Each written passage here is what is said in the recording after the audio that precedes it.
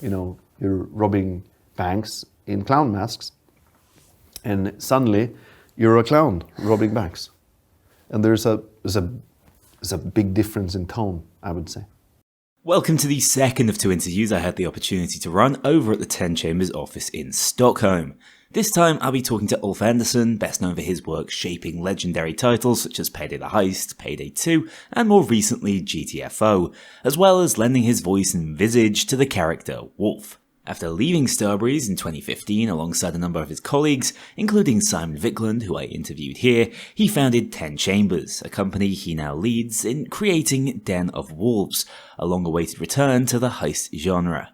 We discuss the darker tone of the game, how co-op and the unique characters are going to function, as well as his greatest development regrets, future dream games, and the odds of him returning to video game voice acting. Right. Well, I'm going to start by getting you to introduce yourself. I mean, to many people you probably don't need to, but it'd be great just to get a little history of what you've done and what you're currently doing. What did we say yesterday? Insert word salad. I'm Ulf Andersson. I'm the one of the founders of 10 Chambers and the director of Den of Wolves. Amazing. My background, you want some background on that? Yeah, please. Yeah, okay. I've been the short or the long.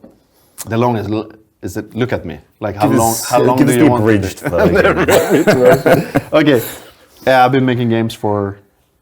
I don't know actually how many years. It's almost 30 or something, depending on when you look at how you look at like modding and this kind of thing.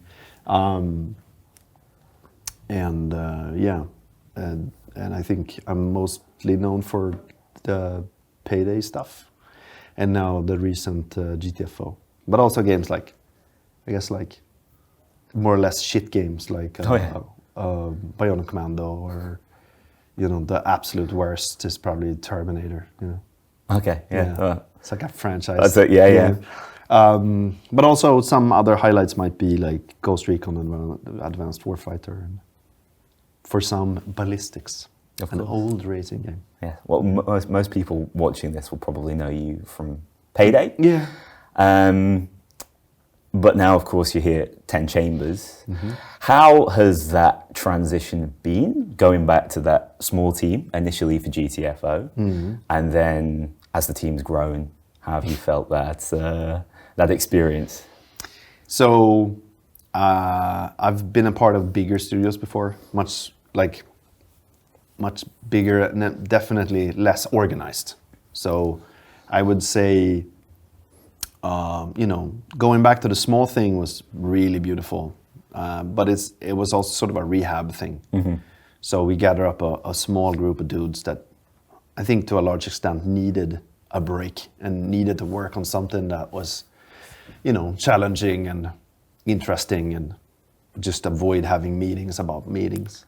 The classic, let's have a meeting about the prep meeting and then a summary and a post-mortem of the meeting. And then after GTFO, we started to feel like we're getting too old to actually be like hands-on making shit. And also just doing that whole thing again, it was quite taxing for many reasons. But fun as fuck, actually.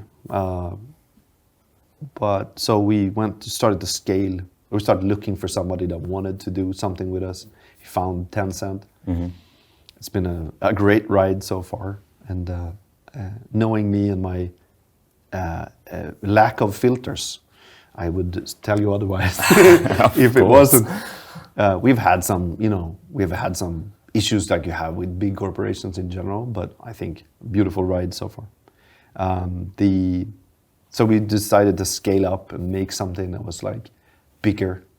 This is also one of the reasons making GTFO and then saying, are we making that again, or are we making games that we are playing ourselves? So we just coming from bigger projects, we were like, maybe we should make one final big thing or something like this. Try to motivate, old people to do shit. So that's how sort of Den of Wolves came about. I think it's also just an extension or like an improvement of, or the next step of, like, all the way back to Ghost Recon Cooperative. Ghost Recon Cooperative became Payday in a way. A bunch of pitches and shit, and a lot of production design shaped that game. So if you haven't taken part of those, you won't see the connection as much. But there's a journey there, and then from Payday to Payday 2, of course, and then for me it's like Payday 2. It's a lot of like there's a bunch of problems there. How do I fix that? But also like, what can I do if I don't give a fuck about grief players or selling the game at all? What can I make? And GTFO is that sort of psychological experiment. And Den of Wolves is less about terrorizing the player, and just coming back to having a bit more fun playing the game. It's less being pressured into feeling like shit all the time. I can appreciate that. So how long has Den of Wolves, as it currently stands, how long has that been rattling around in your ideas cabinet? I'd say it's a complex thing because it's always components that's been rolling. The components has been there for a long time, and the theme has, of course, the theme is something growing up with, like Blade Runner and Ghost and Akira and this kind of thing. You always look at that and go like, oh, that would be so cool, or oh, I want to make that thing, or But it's also always an amalgamation of all those things, all the things you grew up with and sort of what you love. Of course, yeah. Inception was a good reference point. So I think it's just a slowly growing thing out of the background or career or experience type thing. So you could probably date it to like 30 years ago or something like this, or when I was a kid and saw Cobra the first time or something like this. But then it's always, of course, an inflection of the team also making it and this kind of thing. So it always mutates. I'm not a director that's going to be like super fussy about specific aesthetical details a lot of times. I'm like, I know what I think would be awesome, but they seem to like that thing. So that's cool. Just as long as it's doing the thing that we needed to do. Yeah. So I think for me, a clarity of goals and sort of how it's supposed to feel and I would say what you're feeling when you're playing it.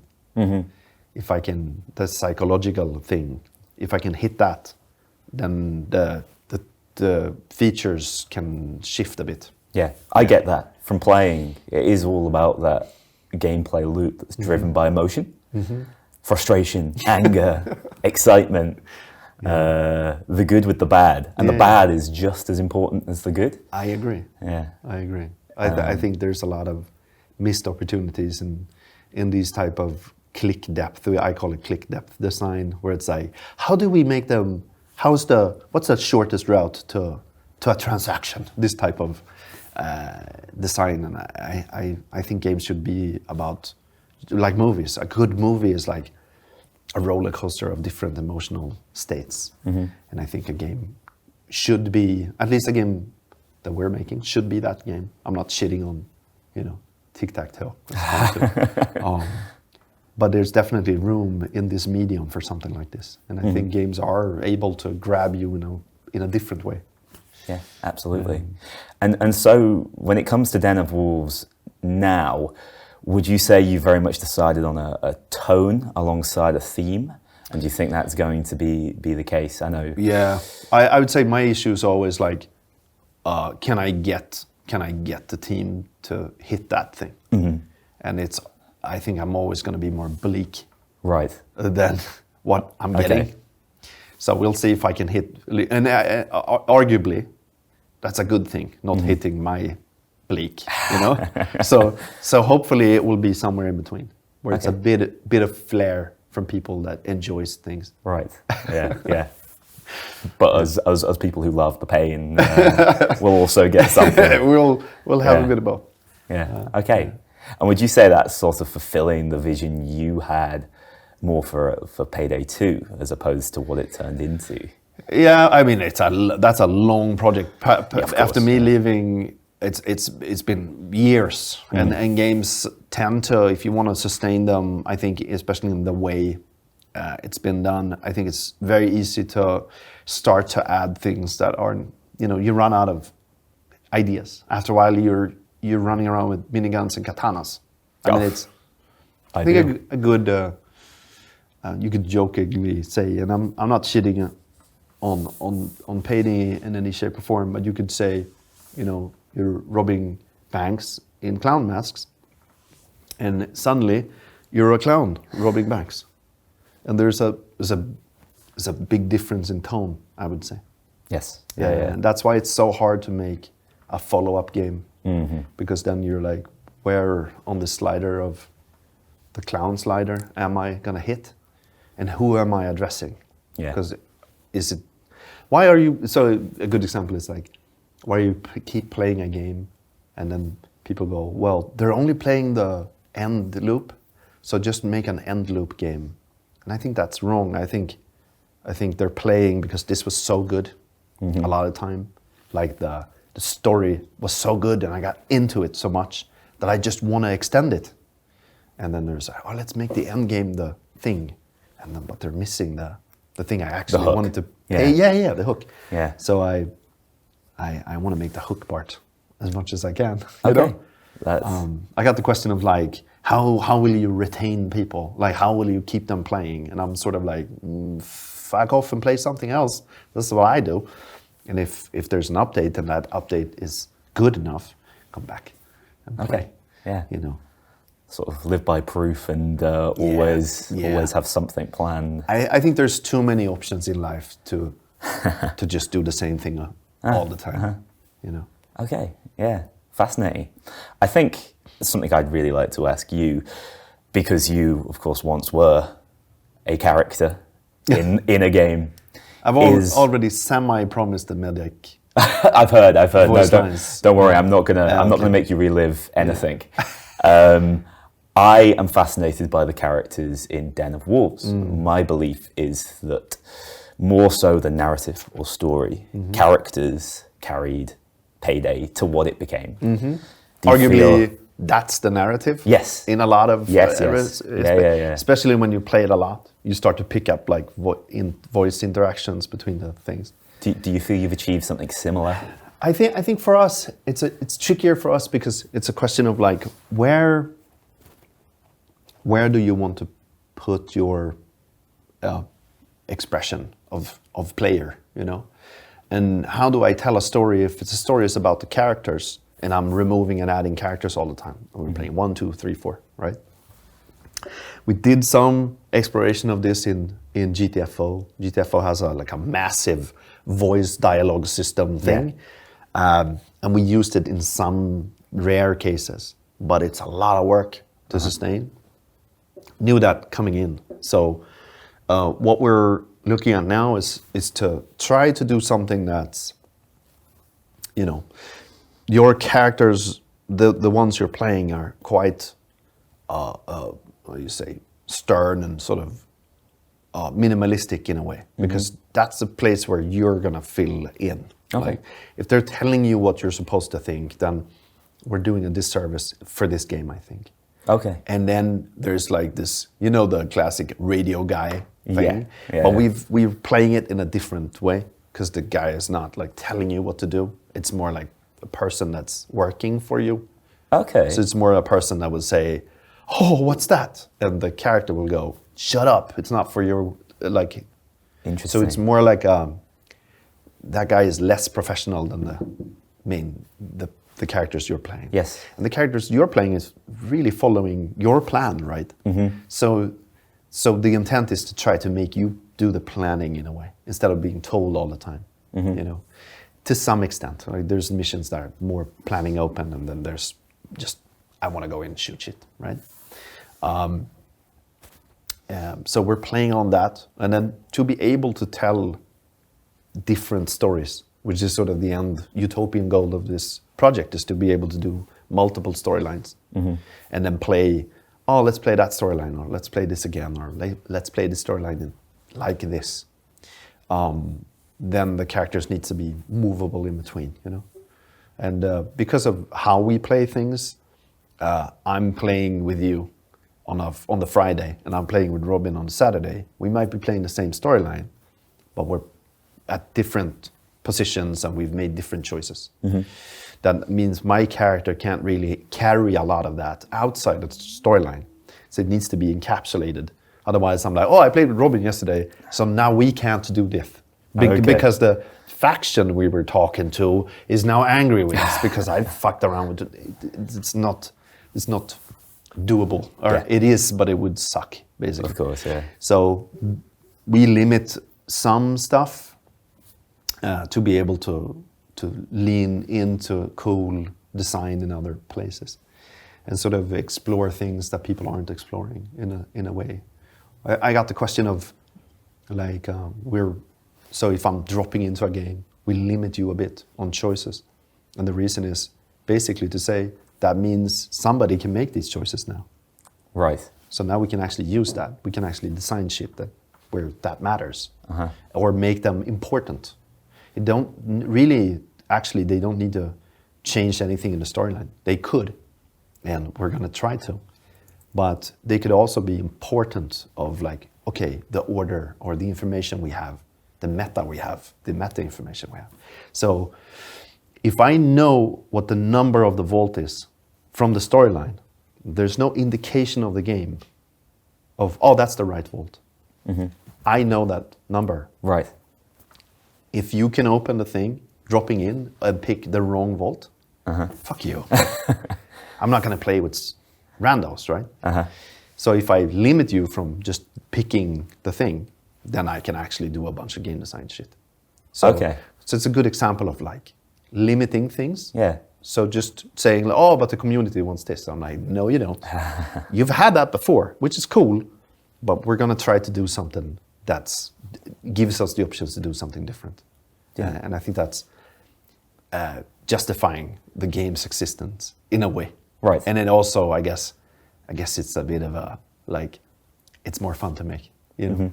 So it's a restrictive freedom is sort of... In a way, by restricting some things, or in a game like this, you have to restrict instead of saying, we don't give a fuck. GTFO says, I don't care if you're... So there's a good example, it's like a door group scanner. And if you don't stand in the group scanner, you're not going to progress. So one player is just like, haha, standing outside the thing. Well, don't play with that person. That's what we're saying in GTFO. In this, it's more like, I don't know that person, but we'd like you to invite that person. Yeah. That means it doesn't matter if you stand in the scanner or not. If they do, it's going to be a bit faster, but they don't have to. Okay. It's a good example of like, that's not going to limit you from progressing. Also, that person can't stand in the scanner and like unlock something you didn't want to unlock or haven't seen yet. You see what I mean? Right. So co-op is still very much a focus, but it's about how... It's like, how do you make something that has a cooperative focus, but also play with people you don't know, or you don't even have communications with? So the trick is, what we're trying to do in this one is, if you split them apart a bit, then it opens up whole venues of cool design exploration. Okay, fascinating. Yeah, I can see how that all flows through the characters, through the narrative, and into the design. I think that makes a lot of sense. Sorry for the big rant. No. We went from like, are you doing characters? Do you want to do Wolf? Yeah, this is my problem is always, everything is connected, you know, in a game to me. So when people are like asking, you're pulling a thread, you're like, oh no. No, fantastic. It's just like everything gets dragged in. Saved me from asking multiple questions. Okay, cool. I think it would be fun to ask a couple of like, not necessarily Den of Wolves, not necessarily Payday, but just like you-related questions. So the first one I had was, if you could, like, what's your greatest development regret with any game? It doesn't have to be one of the predictable ones. Development regret. Something you'd love to change or do differently. Yeah. There's of course, games that I didn't, I wasn't there all the time, and then they started to derail. Right. That's not a regret, but it's like just standing on the sidelines, watching your favorite pub burn down, and then you're like, oh, like, Okay. yeah, it's bad. But you feel like that. It's like a gamer, you know, when you're like, oh, I love this game, and it's patched, and it sucks, you know. Similar thing, but yeah, that's a tricky one. I think like, yeah, there's stuff like, usually it's running out of energy. Right. It's like Bionic Commando, I think is a good example. It's like being terrorized by the people running the project or paying for the project in a way that you sort of like, oh, now everything is planned, everything's set, right? And somebody calls you and say, oh, we have a guy who always wanted to write a story, so he's written a new story for you. So then you're like, oh shit, like how you know? And then you have to, after a while you run out of energy saying, it's gonna be whatever. That shit's gonna be whatever. I'm gonna focus on this part. And then, and then you run out of energy in that way of like giving up in a way. And I don't think that there's an alternative to that really, because you're gonna break. But you always regret it. Right. Massively. Right. I know, like, there's moments in time that I said this, and it was the wrong thing because I gave up. And it's always the giving up that hurts the most. Yeah, fascinating. You know? Sorry for making you get so deep on that one. No, but it's yeah. So it's a tricky one. I would say working on Final Fantasy 12. Yeah, we were doing a game called Fortress, and we fucked it up through communications a lot. Of course, it didn't help that we also made a bunch of shit games in the same period, so we were an easy choice to cut in the end. But I think what we really messed up on was there was like multiple offices, and I had an agreement with the Japanese office of what they wanted, and the British office had a different idea of what the Japanese office wanted. Always does. So then we started to drift, because we were only interfacing with the British office after having made the deal. So once the Japanese guys saw it, they were like, "The fuck's this?" So I think it's sort of out of your control a bit, but at the same time, I think I could have reached out and red flagged it a couple of times more than I did. So it's sad because it was a great project. Fascinating. Yeah. Fascinating. I've never heard that one before. I thought I knew your history very well. Oh, okay. Did an article on that a couple of years ago. Maybe this was late Grin. Yeah. Absolute last project. Yeah. Right. Yeah. Yeah. Fascinating. Yeah. The source is floating around somewhere.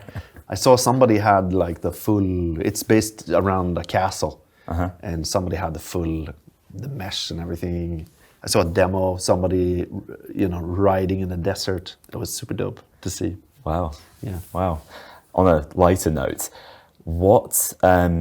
so obviously you've done a fair bit in the co-op genre, and this is now sci-fi, and GTFO had those horror elements. Is there another genre, just hypothetically, and it could be game types that you would like to explore in the future? I've never done fantasy. Really? Yeah. Conceptually, yes. I mean, growing up with like a lot of like tabletop role-playing stuff, and I love that genre. I would do it differently than a lot of people do high fantasy stuff, and I'm more like you can imagine. It's not gothic necessarily, but it's bleak as fuck, of course. But just a more serious take on it. I think there's a set of novels, Blade itself, that has a similar vibe, I think, to what I would do. You can go and read that, but it's like a take on. It's sort of like, what if Lord of the Rings but not like at all. Right. So they're riding on the expectations of the reader, basically saying like, "Oh, that's a wizard." Okay. But the wizard is more of a politician and a banker than anything else. Okay. But also a wizard. No, but I think that kind of stuff is that would be interesting to do. Yes. Be fascinating. But at the same time, I think at my age, I should probably try to just find like a new thing. So instead of doing like, oh, it's sci-fi or fantasy, I would rather just, what's this then? Like, what's the thing? Because usually you pick some safe spots. You go like, since we're going to innovate this, and since we don't know this, and since we have no experience about this, we're going to pick like a safer thing over here and a safe engine or a safe theme or something safe to sort of hug when you're in the darkness. And I think I'm getting to the point where I need less hugs, borderline no hugs, right? To the point where I'm almost like preferring no hugs, really. So I'm like, yeah, what's that? So I think if I make something else after this, it's probably going to be something super weird. Okay. Yeah. Fascinating. Yeah. Look forward to the next deck builder roguelike coming from... Deck builder roguelike. Yeah, it's probably going to be cooperative, probably. Or something that's like, you play with ideas of like, I would love to make a point and click. Really? Yeah. Wow. But like a comedic one, because I can't write comedy.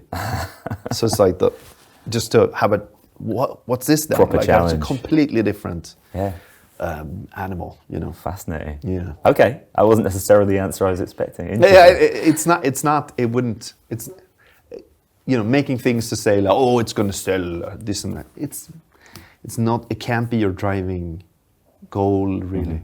You have to have some sort of like, oh, I want to make that. And I've made. There's so many things I've made during the years that, even if they're not good or whatever, the ride of doing them with the right people is the thing.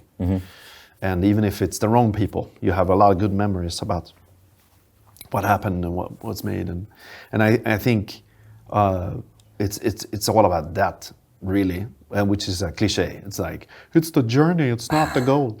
But it's important to have a good goal of the journey, I would say. But the journey has to be, okay, at least. At the same time, when people are like, oh, I'm going to start a gaming company, expect the journey to be shit for a couple of years. Otherwise, you're not going to make it. Okay. It's like running any company. It's like, it's going to be shit, man. You can't, I love the culture of oh, we can't do overtime, which I don't like my team doing it. I like to try to have people have a good work-life balance and try to keep them sane and energized, right? It's good. It's a good strategy.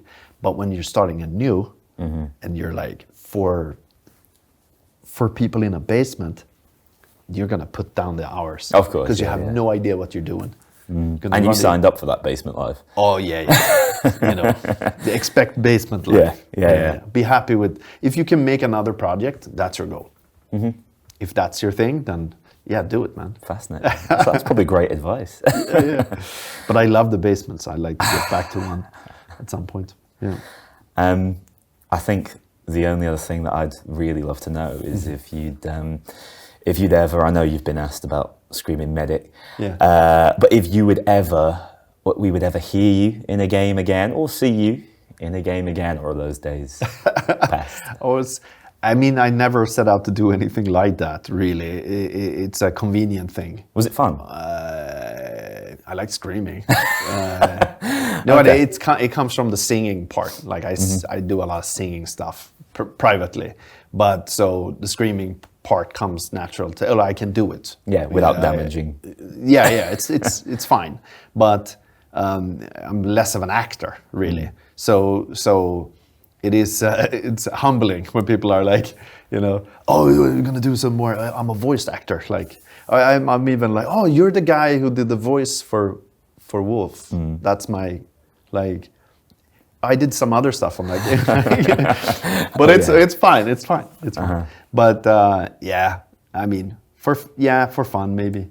At some point. Cool. Yeah. Of course, like people, that's the tangible part. They see you, they hear you. Yeah, no, I get it.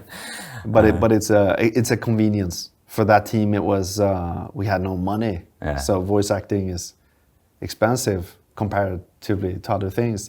So it was really like, okay, if 2 of the characters are in-house, then that's the optimal, or like a cheaper thing.